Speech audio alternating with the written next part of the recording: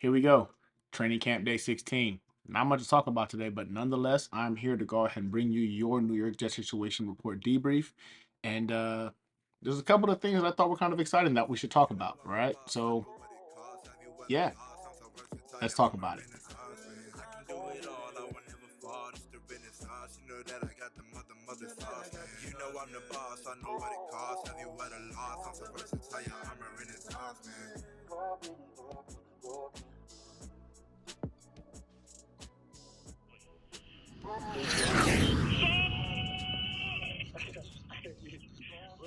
All right.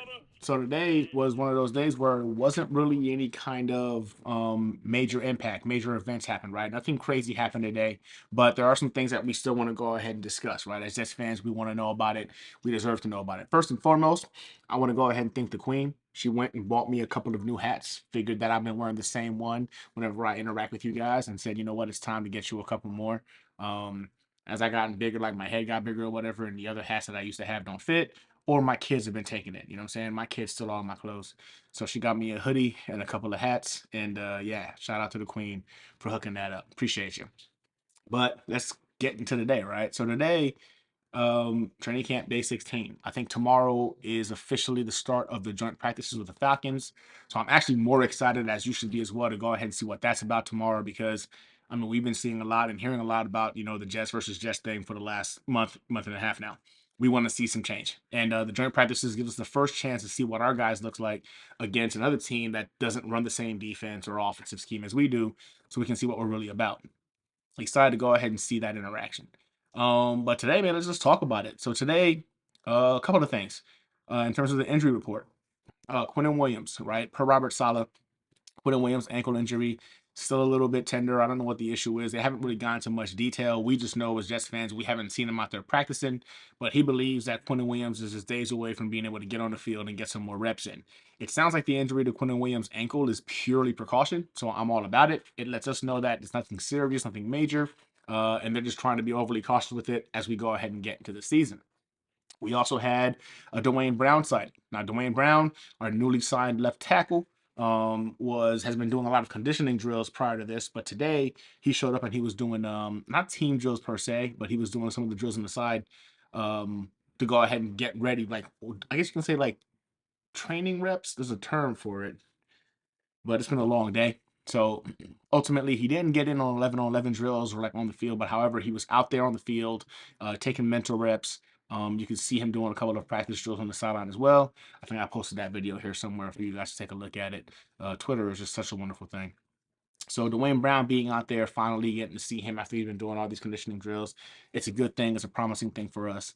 We did get a couple of we finally got feedback from George Fant in regards to his switch to the right side. Um, Long story short, it seems like he's happy to have Duane Brown there, right? Somebody asked him, I think it was Rich Samini who asked him about like his contract negotiations, and he made it a point to go ahead and kind of avoid that altogether, which kind of speaks to his professionalism and where his mind is at in regards to getting better.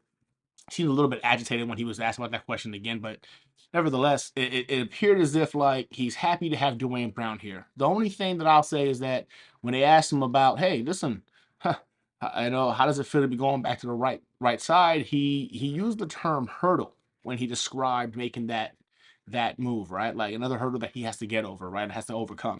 So it doesn't seem as if he's like 100% happy about making that move. This is a guy who had his best year of his career last year at left tackle, and as a team player, he's going to the right side.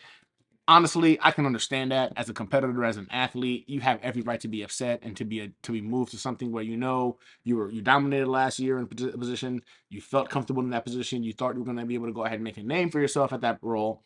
Now you're adapting again to the team to go to the right side. So I get it. I get it. It's just one of those things where like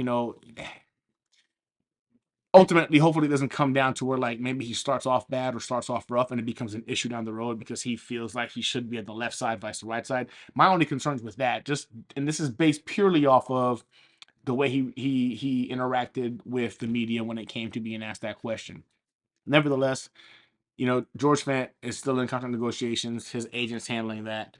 So let's get right down to it, right? In terms of DJ Reed is back Finally, we got DJ Reed back. We all know that he was injured right now, sidelined with a hamstring. He was able to get in on some drills today, which is promising because he is our starting defensive back.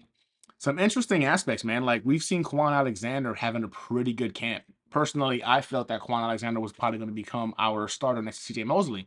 But it's being reported right now that at the end of the day, it's Quincy Williams. Quincy Williams is, in fact, the individual who'll be starting alongside CJ Mosley.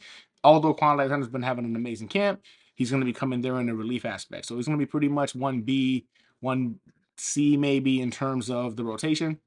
But that was kind of shocking. But in terms of today's overall training camp, again, not much to report. The probably most exciting news that we've heard today were these two aspects. One, Zack Wilson is back. He landed last night, back into One Jets Drive, so he's in New Jersey, and he's walking around already.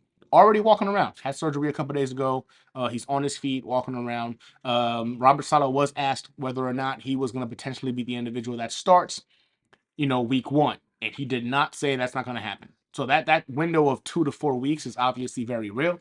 Again, I would prefer they be more cautious than aggressive. I understand he's our franchise quarterback. We want to start evaluating him ASAP. His ceiling is much higher than Joe's.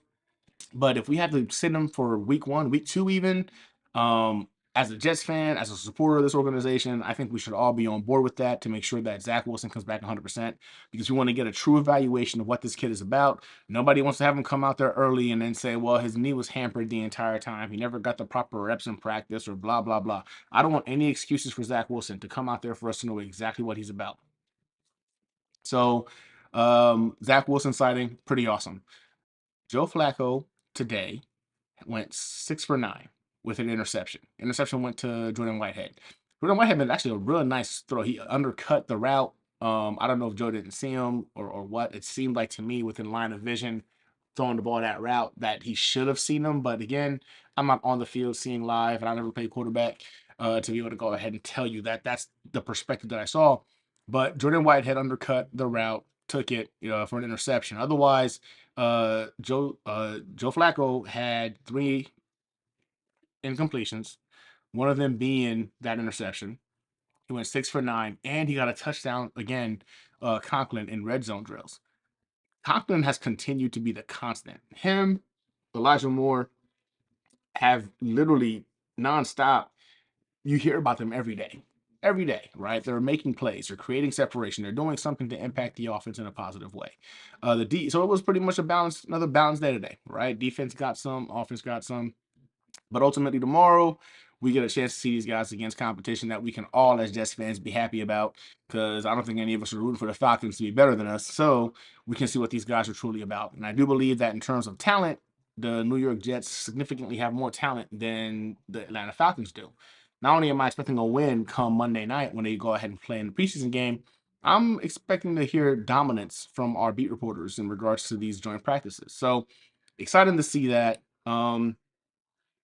Yeah, at the end of the day, that's the gist of today, right? We got DJ Reed making an appearance. He's coming back. Lawrence Cager is another highlight, continues to show out. He's making it very difficult for this team to even contemplate on cutting him, and I love it. Like the size he put on, he's proven to be functional with it. Not just like he just looks big to be big. This is a guy who's putting in the effort and blocking. It doesn't appear as if he's lost any of his athleticism and speed as a wide receiver. That can make him a very dangerous weapon for us as Jets fans. Like we have a very, very deep tight end room right now. You're talking about Lawrence Cager coming in as our fourth tight end with Conklin, Uzama, Ruckert, and now potentially Cager. I know a lot of us like Kenny Yeboah, but in terms of just freak ability, I think that Cager brings something more to the table than Yeboah does. But again, still early. We'll see. But he continues to make a name for himself. Other positive things we heard is about Denzel Mims. Matt LaFleur was asked during his press conference how he felt about Denzel Mims. Denzel Mims apparently is coming along. He's in much better shape, taking care of his body, understands the playbook. He had nothing but great things to say about him. Now, whether or not that's hyperbole or coach speak, trying to pump him up a little bit before they go ahead and make him the sixth or seventh receiver on the roster is neither here nor there. It's just that you're hearing better things about him this year. Bryce last year, they would always kind of revert back to like, yeah, well, he's trying to catch up. he was injured or he was sick when he came in. So it's different. Night and day in terms of what we heard last year in training camp about Denzel, vice this year. But ultimately, again, overall a good training camp, right? We also had the great Klecko, future Hall of Famer, show up today in training camp, spend some time with not only Robert Saleh, but spoke to some of the other guys on the roster. It's kind of great, man. Like, we all got great news about him going into the Hall of Fame. I know people are like, wait, he's not in the Hall of Fame yet. But again, as everyone and their mom have stated, it's just a formality. At this point, that man is going to get the votes necessary, the 80% votes, to become a Hall of Famer next year. And that means potentially we could have him and first ballot Hall of Famer inductee in Darrelle Revis, right? I think Darrelle Revis, Revis Island, the man had a whole moniker named after him in terms of shutting down people based off of an island. An island. He had an island nickname based off of how well he shut down his opponents. So I think it's safe to say for us to think that Revis is going to be a freaking first ballot Hall of Famer. So I've been seeing a lot of individuals talk about like going to the Hall of Fame induction next year and all that good stuff. And I decided, you know what? If this is the case, we get Revis and Klecko in next year. Yeah, I'm taking that trip. I've never been to Canton, Ohio. I've never been to the Hall of Fame. It is on my bucket list. So if this gives me another reason to make that happen, consider that done. I'll make that trip next year, 10 times on Sunday. So yeah, that's your New York Jets situation report debrief / update. Another good day today in practice. Zack Wilson still has a chance to come back, but right now I'm okay with Joe Flacco taking the reins. And got DJ Reed back. Quincy Williams is on route to be good to go. Lots of talent on this roster, man. Lots of talent.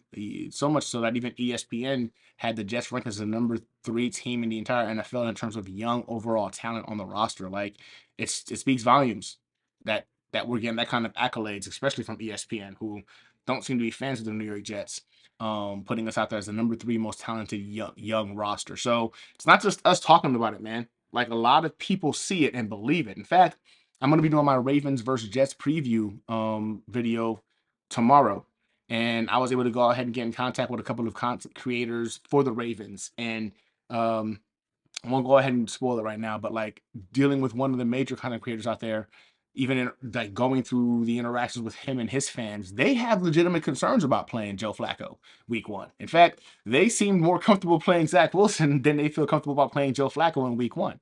That speaks volumes because those guys know what Joe Flacco is capable of. They got to see him live for several years. The guy brought a Lombardi trophy to Baltimore. So there's a level of respect, admiration, and fear factor in Ravens fans.